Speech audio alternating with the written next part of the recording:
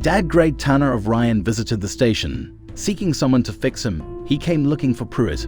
Greg claimed he avoided Ryan in the cafe because he had been beaten up.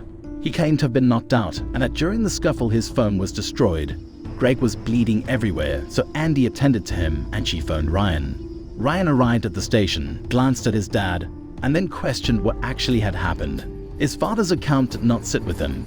He demanded to know what really happened since he believed it was another deception used to get out of punishment and would have assumed Greg had done the damage to himself. It would be a handy justification for his absence, which would help Ryan not truly think of his father.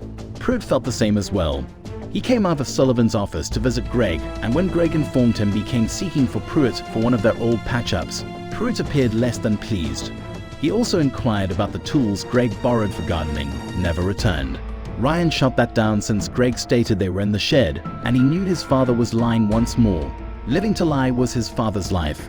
That explains why nobody trusted him. Greg had screamed at Ryan since he claimed he hated being blamed. So Pruitt escorted Ryan out of the room as Andy responded another call. She disappeared for hours, then returned to discover Greg still curled on the couch.